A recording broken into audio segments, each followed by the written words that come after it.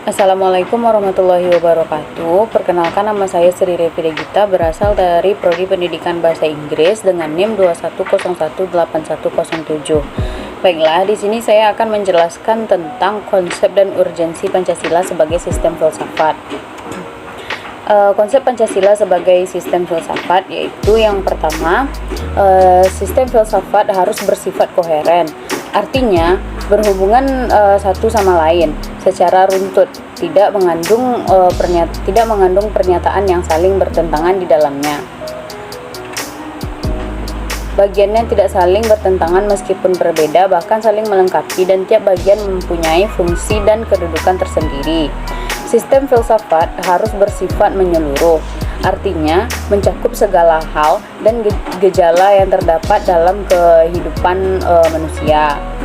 Pancasila sebagai filsafat hidup bangsa merupakan suatu pola yang dapat mewadahi semua kehidupan dan dinamika masyarakat di Indonesia. Sistem filsafat harus bersifat mendasar, artinya suatu bentuk perenungan mendalam yang sampai ke inti mutlak permasalahan sehingga menemukan aspek yang sangat fundamental. Pancasila sebagai sistem filsafat dirumuskan berdasarkan inti mutlak tata kehidupan manusia, menghadapi diri sendiri, sesama manusia, dan Tuhan dalam kehidupan bermasyarakat dan bernegara. Sistem filsafat bersifat spekulatif, artinya buah pikir hasil perenungan sebagai praanggapan yang menjadi titik awal yang menjadi pola dasar berdasarkan penalaran logis serta pangkal tolak pemikiran tentang sesuatu. Urgensi Pancasila sebagai sistem filsafat yang pertama yaitu urgensi Pancasila sebagai sistem filsafat yang dinamakan filsafat Pancasila, artinya refleksi filosofis mengenai Pancasila sebagai dasar negara. Sastra Prateja menjelaskan makna filsafat Pancasila sebagai berikut. Pengolahan filosofis Pancasila sebagai dasar negara ditujukan pada beberapa aspek. Pertama, agar dapat diberikan pertanggungjawaban rasional dan mendasar mengenai sila-sila dalam Pancasila sebagai prinsip-prinsip politik. Kedua, agar dapat dijabarkan lebih lanjut sehingga menjadi operasional dalam bidang-bidang yang menyangkut hidup negara.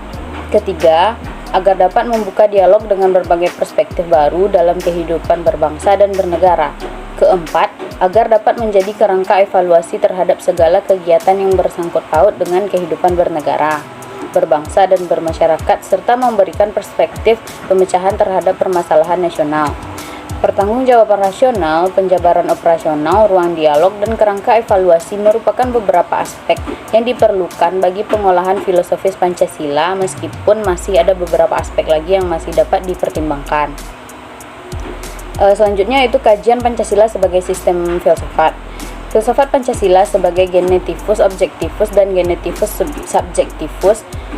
Pancasila sebagai genetivus objektivus artinya nilai-nilai Pancasila dijadikan sebagai objek yang dicari landasan filosofisnya berdasarkan sistem-sistem dan cabang-cabang filsafat yang berkembang di Barat. Misalnya, Noto Nagoro menganalisis nilai-nilai Pancasila berdasarkan pendekatan substansialistik 148 filsafat Aristoteles sebagaimana yang terdapat dalam karyanya yang berjudul Pancasila Ilmiah Populer. Adapun Drijarkarta menyoroti nilai-nilai Pancasila dari pendekatan eksistensialisme religius sebagaimana yang diungkapkannya dalam tulisan yang berjudul Pancasila dan Religi. Pancasila sebagai genetivus subjektivus artinya nilai-nilai Pancasila dipergunakan untuk mengkritisi berbagai aliran filsafat yang berkembang, baik untuk menemukan hal-hal yang sesuai dengan nilai-nilai Pancasila maupun untuk melihat nilai-nilai yang tidak sesuai dengan nilai-nilai Pancasila. Selain itu, nilai-nilai Pancasila tidak hanya dipakai dasar bagi pembuatan peraturan perundang-undangan, tetapi juga nilai-nilai Pancasila harus mampu menjadi orientasi pelaksanaan sistem politik dan dasar bagi pembangunan nasional. Misalnya, Sastra Prateja 2001 bagian 2 mengatakan bahwa Pancasila adalah dasar politik, yaitu prinsip-prinsip dasar dalam kehidupan bernegara, berbangsa, dan bermasyarakat. Adapun Surjanto 1991 bagian 57-58 mengatakan bahwa Fungsi Pancasila untuk memberikan orientasi ke depan mengharuskan bangsa Indonesia selalu menyadari situasi kehidupan yang sedang dihadapinya. Selanjutnya yaitu landasan ontologis filsafat Pancasila. Landasan ontologis Pancasila artinya sebuah pemikiran filosofis atas hakikat dan raison d'être sila-sila Pancasila sebagai dasar filosofis negara Indonesia. Oleh karena itu, pemahaman atas hakikat sila-sila Pancasila itu diperlukan sebagai bentuk pengakuan atas modus eksistensi bangsa Indonesia. Sastra Prateja 2010 bagian 147 sampai 154 menjabarkan prinsip-prinsip dalam Pancasila sebagai berikut. Prinsip ketuhanan yang Maha Esa merupakan pengakuan atas kebebasan beragama, saling menghormati dan bersifat toleran serta menciptakan kondisi agar hak kebebasan beragama itu dapat dilaksanakan oleh masing-masing pemeluk agama. Prinsip kemanusiaan yang adil dan beradab mengakui bahwa setiap orang memiliki martabat yang sama. Setiap orang harus diperlakukan adil sebagai manusia yang menjadi dasar bagi pelaksanaan hak asasi manusia. Selanjutnya yaitu prinsip persatuan. Salah satu pahlawan nasional yang berhasil menggerakkan semangat rakyat melalui orasi dan pidato-pidatonya, prinsip persatuan mengandung konsep nasionalisme politik yang menyatakan bahwa perbedaan budaya, etnis, bahasa, dan agama tidak menghambat atau mengurangi partisipasi perwujudannya sebagai warga negara kebangsaan. Wacana tentang bangsa dan kebangsaan dengan berbagai cara pada akhirnya bertujuan menciptakan identitas diri bagi bangsa Indonesia. Yang selanjutnya yaitu prinsip kerakyatan yang dipimpin oleh hikmat kebijaksanaan dalam permusyawaratan perwakilan. Mengandung makna bahwa sistem demokrasi diusahakan ditempuh melalui proses musyawarah demi tercapainya mufakat untuk menghindari dikotomi mayoritas dan minoritas. Prinsip keadilan sosial bagi seluruh rakyat Indonesia sebagaimana yang dikemukakan Soekarno, yaitu didasarkan pada prinsip tidak adanya kemiskinan dalam negara Indonesia merdeka, hidup dalam kesejahteraan atau welfare state. Selanjutnya yaitu landasan epistemologis filsafat Pancasila. Landasan epistemologis Pancasila artinya nilai-nilai Pancasila digali dari pengalaman atau empiris bangsa Indonesia, kemudian disintesiskan menjadi sebuah pandangan yang komprehensif tentang kehidupan bermasyarakat, berbangsa, dan bernegara. Penjabaran sila-sila Pancasila secara epistemologis dapat diuraikan sebagai berikut. Yang pertama yaitu sila ketuhanan yang Maha Esa digali dari pengalaman kehidupan beragama bangsa Indonesia sejak dahulu sampai sekarang. Sila kemanusiaan yang adil dan beradab digali dari pengalaman atas kesadaran masyarakat yang ditindas oleh penjajah selama berabad-abad.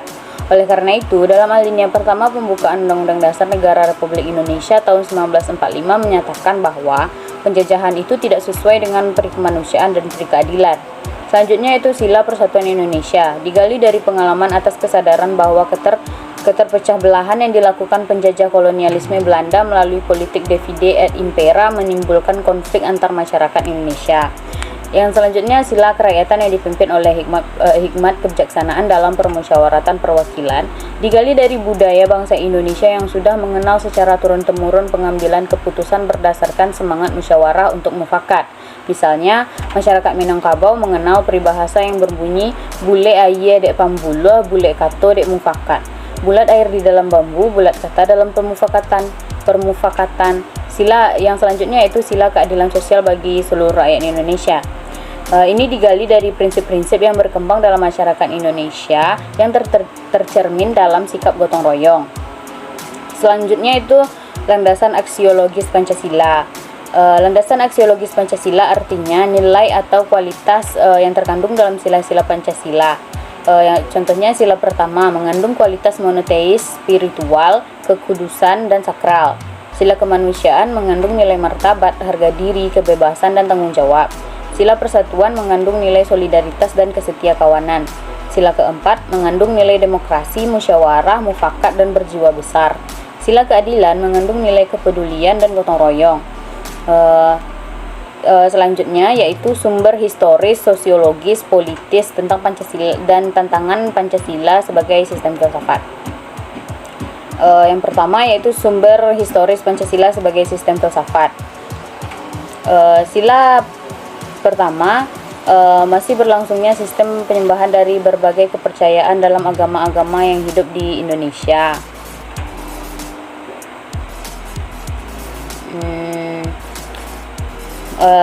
Selanjutnya sila kedua yaitu kemanjuran konsepsi internasionalisme yang berwawasan kemanusiaan yang adil dan beradab, menentukan ruang pembuktiannya segera setelah proklamasi kemerdekaan Indonesia. Sila ketiga, Indonesia adalah bangsa majemuk paripurna yang menakjubkan karena kemajemukan sosial, kultural, dan teritorial yang dapat menyatu dalam suatu komunitas politik kebangsaan Indonesia. Sila keempat, demokrasi sebagai bentuk pemerintahan dari rakyat, oleh rakyat, dan untuk rakyat. Memang merupakan fenomena baru di Indonesia yang muncul sebagai ikutan formasi negara Republik Indonesia Merdeka. Sila kelima, sejarah mencatat bahwa bangsa Indonesia dahulunya adalah bangsa yang hidup dalam keadilan dan kemakmuran. Keadaan ini kemudian dirampas oleh kolonialisme. Ditulis oleh Yudi Latif 2011 bagian 493 sampai 494. Selanjutnya itu sumber sosiologis Pancasila sebagai sistem filsafat.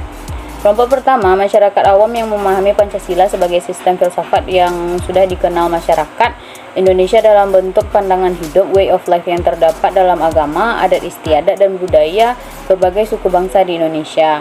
Kelompok kedua, masyarakat ilmiah akademis yang memahami Pancasila sebagai sistem filsafat dengan teori-teori yang bersifat akademis. Pancasila sebagai sistem filsafat menurut Noto Nagoro merupakan satu kesatuan utuh yang tidak dapat dipisah-pisahkan. Artinya, sila-sila dalam Pancasila merupakan suatu kesatuan utuh yang saling terkait dan saling berhubungan secara koheren. Selanjutnya yaitu sumber politis Pancasila sebagai sistem filsafat. Kelompok pertama meliputi wacana politis tentang Pancasila sebagai sistem filsafat pada sidang BPUPKI, sidang PPKI, dan kuliah umum Soekarno antara tahun 1958 dan 1959 tentang pembahasan sila-sila Pancasila secara filosofis. Kelompok kedua mencakup berbagai argumen politis tentang Pancasila sebagai sistem filsafat yang disuarakan kembali di era reformasi dalam pidato politik Habibie 1 Juni 2011. Wacana politis tentang Pancasila sebagai sistem filsafat mengemuka ketika Soekarno melontarkan konsep philosophische Grundslag dalam filsafat negara. Artinya, kedudukan Pancasila diletakkan sebagai dasar kerohanian bagi penyelenggaraan kehidupan bernegara di Indonesia. Selanjutnya, membangun argumen tentang dinamika dan tantangan Pancasila sebagai sistem filsafat. Dinamika Pancasila sebagai sistem filsafat. Pancasila sebagai sistem filsafat mengalami dinamika sebagai berikut. Pada era pemerintahan Soekarno, Pancasila sebagai sistem filsafat dikenal dengan istilah philosophische Grundslag. Gagasan tersebut merupakan perenungan filosofis Soekarno atas rencananya berdirinya negara Indonesia Merdeka. Ide tersebut dimaksudkan sebagai dasar kerohanian bagi penyelenggaraan kehidupan bernegara. Ide tersebut ternyata mendapat sambutan yang positif dari berbagai kalangan, terutama dalam sidang BPUPKI pertama, persisnya pada 1 Juni 1945. Namun, ide tentang filosofische Grundslag belum diuraikan secara rinci, lebih merupakan adagium politik untuk menarik perhatian anggota sidang dan bersifat teoritis. Pada masa itu, Soekarno lebih menekankan bahwa Pancasila merupakan filsafat asli Indonesia yang diangkat dari akulturasi budaya bangsa Indonesia. Selanjutnya yaitu tantangan Pancasila sebagai sistem filsafat. Beberapa bentuk tantangan terhadap Pancasila sebagai sistem filsafat muncul dalam bentuk-bentuk sebagai berikut. Yang pertama, kapitalisme, yaitu aliran yang meyakini bahwa kebebasan individual pemilik modal untuk mengembangkan usahanya dalam rangka meraih keuntungan sebesar-besarnya merupakan upaya untuk kesejahteraan masyarakat. Salah satu bentuk tantangan kapitalisme terhadap Pancasila sebagai sistem filsafat ialah meletakkan kebebasan individual secara berlebihan, sehingga dapat menimbulkan berbagai dampak negatif seperti monopoli, gaya hidup konsumerisme, dan lain-lain. Yang kedua yaitu komunisme, adalah sebuah paham yang muncul sebagai reaksi atas perkembangan kapitalisme sebagai produk masyarakat liberal. Komunisme merupakan aliran yang meyakini bahwa kepemilikan modal dikuasai oleh negara untuk kemakmuran rakyat secara merata. Salah satu bentuk tantangan komunisme terhadap Pancasila sebagai sistem filsafat ialah 170 dominasi negara yang berlebihan sehingga dapat menghilangkan peran rakyat dalam kehidupan bernegara.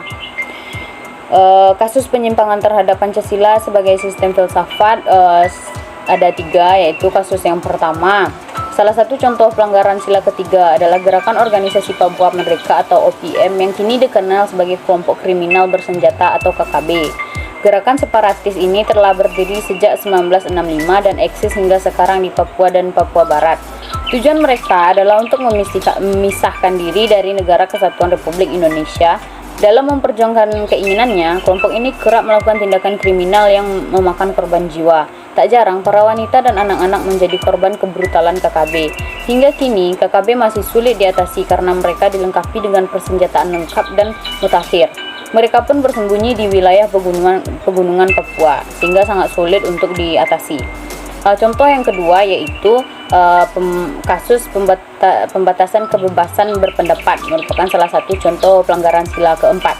Pada 2021 lalu, Komisi untuk Orang Hilang dan Korban Tindak Kekerasan atau Kontras mencatat ada 26 kasus terkait langkah pemerintah dalam upaya membatasi kebebasan berpendapat dan berekspresi. Kasus yang paling menarik perhatian masyarakat saat itu adalah mural diduga wajah Presiden Joko Widodo yang pada bagian matanya ditutupi tulisan 404 not found di kota Tangerang. Selanjutnya yaitu kasus yang ketiga. Contoh pelanggaran sila kelima adalah korupsi. Korupsi yang dilakukan oleh mantan Menteri Sosial Juliari Batubara membuatnya dijatuhi hukuman 12 tahun penjara dan denda 500 juta pada 2021 lalu. Ia dinyatakan bersalah melakukan korupsi bersama-sama dalam pengadaan paket bansos penanganan COVID-19 wilayah Jabodetabek tahun 2020 sebesar 32,48 miliar. Juliari dengan dibantu beberapa orang lain memotong uang paket bansos masyarakat sebesar 10.000 per paket senilai 300.000. Baiklah, sekian penjelasan saya tentang materi Pancasila sebagai sistem filsafat. Jika ada salah dan janggal, saya mohon maaf. Sekian, Assalamualaikum warahmatullahi wabarakatuh.